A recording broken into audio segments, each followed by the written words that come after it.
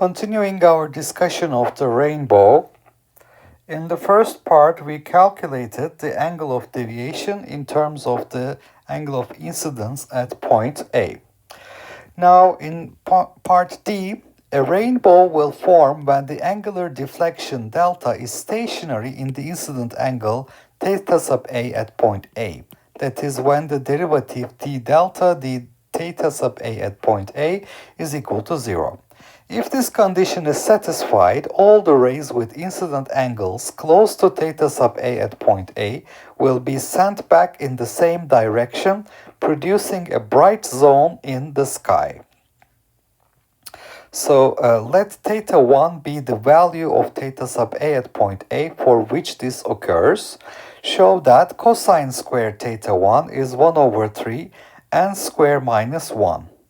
You may find the derivative formula, derivative of sine inverse of u of x with respect to x is 1 minus u squared to the power minus 1/2 du dx. This may be helpful. Okay, so we are told that a rainbow will form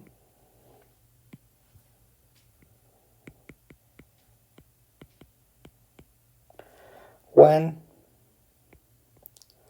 the derivative d delta angle of deflection d theta A at point A, the derivative with respect to angle of incidence at point A is equal to 0. Now we know the angle of deflection from part C written in terms of the angle of incidence. So all we need to do is to take its derivative with respect to x d dx of arc sine u of x is, this is given in the hint, 1 over 1 minus u squared square root du dx. So we're going to use this derivative to find the answer. So if I write the derivative d delta d theta sub A at point A, this is going to be, the first term is twice the incident angle of incidence, so it is going to be 2 minus 4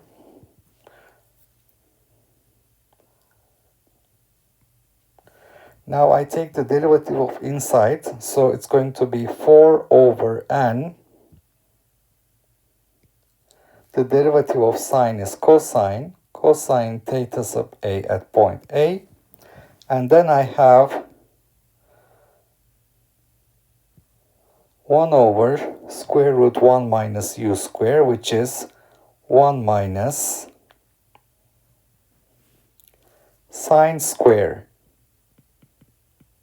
theta sub A at point A divided by index of refraction squared inside the square root.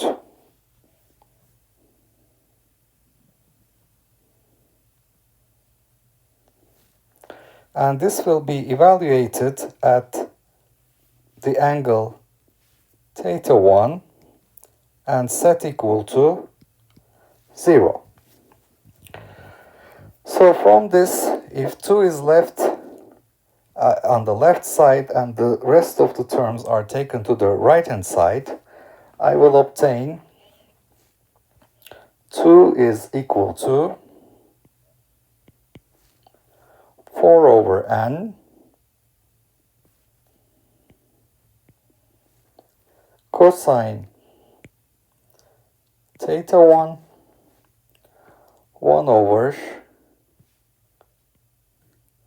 1 minus sine squared theta 1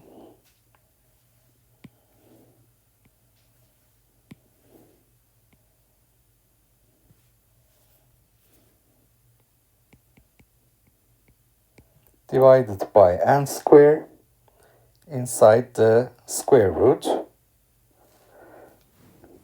And this implies cosine theta 1 is equal to, so this goes as 2n over 4, which makes it n over 2.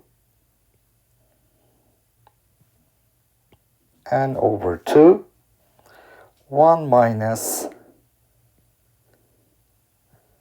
sine square theta 1 over n square inside the square root.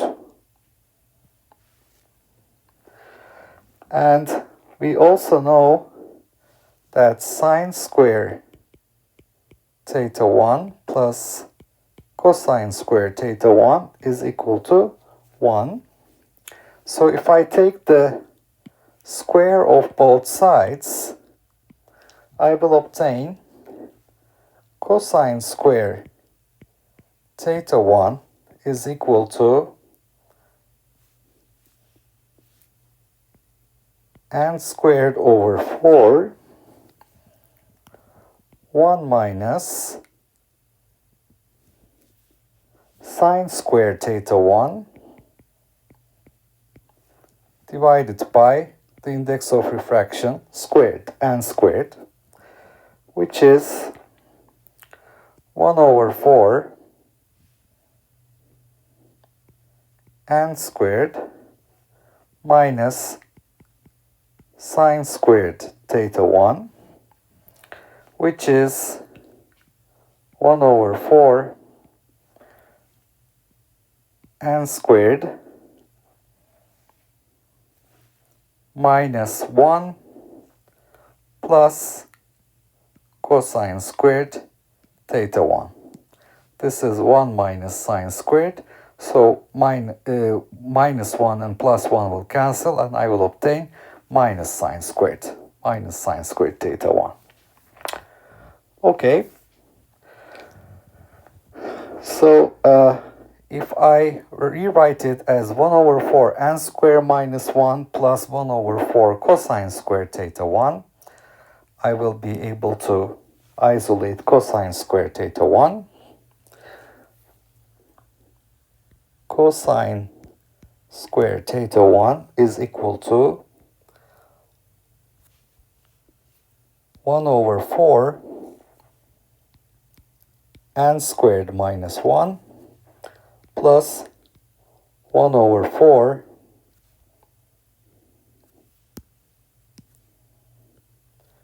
cosine square theta 1. So if I take this to the left hand side, 1 minus 1 over 4 is 3 over 4. So this will give me 3 over 4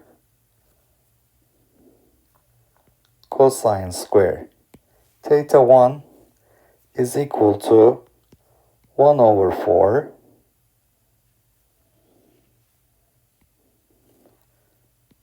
n squared minus 1. Now,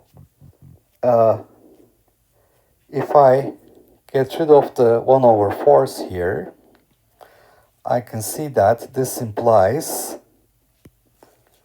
cosine square theta 1 is equal to 1 over 3 n squared minus 1, which was the suggested answer in part D of this problem. Let's move on to part E. The index of refraction in water is 1.342 for violet light and 1.330 for red light. Do your results agree with the angles shown in figure? When you view the rainbow, which color, red or violet, is higher above the horizon? So we want to see which one is higher above the horizon. Okay.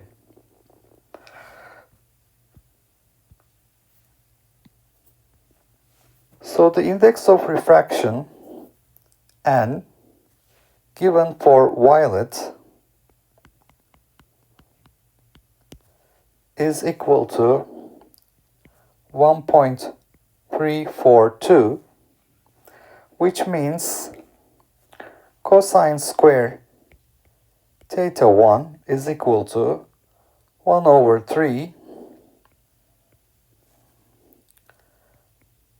1.342 squared minus 1, which gives us the angle of incidence at point A, theta 1, to be 58.9 degrees. The index of refraction for red light is equal to 1.330, which gives us cosine square theta 1 is equal to 1 over 3 1.330 squared minus 1, which means the angle of incidence should be 59.6 degrees. How much is the deflection for violet light? The corresponding deflection for violet light is twice the angle of incidence, 2 times 58.9, minus 4 times the sine inverse of sine of the angle of incidence, sine 58.9 degrees, divided by index of refraction 1.342, plus pi 180 degrees. This gives us 139.2 degrees, which means the angle for the violet above the horizon will be 40.8 degrees. Now, if I look at the deflection for red, delta red, this will be 2 times 59.6 degrees minus 4 arc sine of 59.6 divided by 1.33 plus 180 degrees. That gives us 137.5 degrees, which means the angle above the horizon for red light is going to be 42.5 degrees. So you can see the end result here. This is the incoming light, and we have total deflection here from the original path for the light that comes out of the droplet, and the angle of deflection for the violet is 139.2 degrees. This number is small, which means violet comes out at a smaller angle with respect to the horizon, 40.8 degrees. That's with respect to this horizontal line here. And on the other hand, for red light, the deflection is higher. It's going to be 137.5 degrees, implying the angle is larger above the horizon. So this will be 42.5 degrees. And therefore, we can conclude that since the angle for the red light is greater than the angle for the violet, red appears higher above